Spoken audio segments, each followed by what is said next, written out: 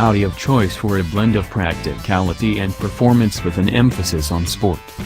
What Mercedes-Benz started with the CLS 4-door coupe in 2005 has spread to all of the German brand's sedans in multiple segments: BMW with the 6 and 4 Series Grand Coupes, Audi with the A7 and then A5 Sportback, Volkswagen with the Passat CC, and now even cars as common as the Kia Stinger and Honda Civic Boro, that heavily raked C-pillar that defines the breed. I can't say that most of them appeal to my tastes aesthetically, but in the absence of an A4 or S4 Avant in North America, the 2018 S5 Sportback would easily be my choice in the entire Audi range and fits the sporty family vehicle formula to a T. The S4 is that natural athlete in the lineup, and the S5 simply adds a backpack. Okay, Audi will say there's a bit more to it than that, but that's good enough for me. The S5 Sportback features a 3.0-liter V6 with Audi TFSI direct injection and twin-scroll turbocharging for 354 horsepower and 369 pounds-to-foot of torque, and Audi has kept weight under 4,000 pounds at 3,924, so it's a fair amount of bulk for a car that isn't terribly overweight. If you're curious, check out the weight of the previous generation S5 convertible. Horsepower peaks between 5,400 and 6,400 revolutions per minute, but torque is available pretty much immediately, from 1,370 to 4,500 revolutions per minute, so from the moment you get on the gas pedal until you inevitably back off or call up the next gear, it keeps pulling hard. Audi made a big change in the transmission for this generation, making its 8-speed automatic standard in place of the 7-speed dual clutch and dumping the manual transmission.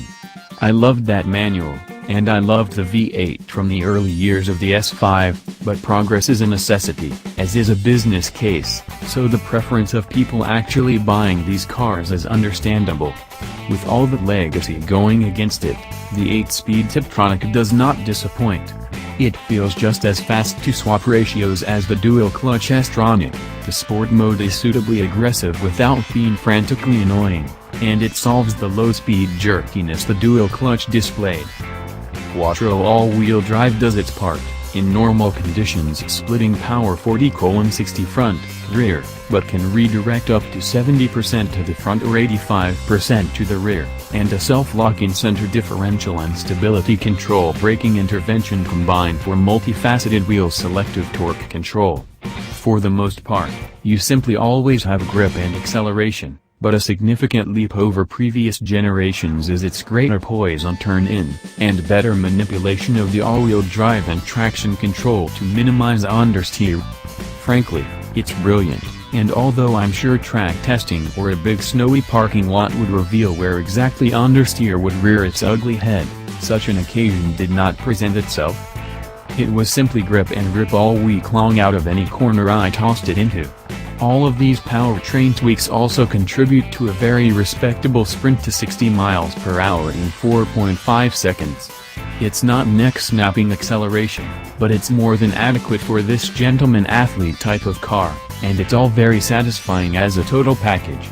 Steering feedback is muted, but it varies from easy in comfort mode to quicker and heavier in dynamic mode, and it's paired with impeccable precision. Every action on the steering wheel and dynamic seems to elicit the expected degree of turn-in, and the well-damped suspension, which can also be varied between comfort and dynamic, keeps the wheels in contact with the road without too punishing a ride.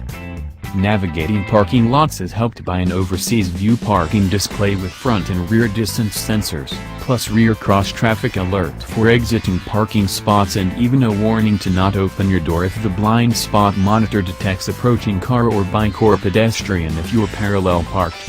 And to top it all off, the Bang & Olufsen sound system is excellent. It's like a renaissance man of cars. To go back to my selection of the S5 Sportback as the Audi to have, I'll lay out my thought process. The A7 and S7 and Q7 are too large and pricey, as is anything above them in the range.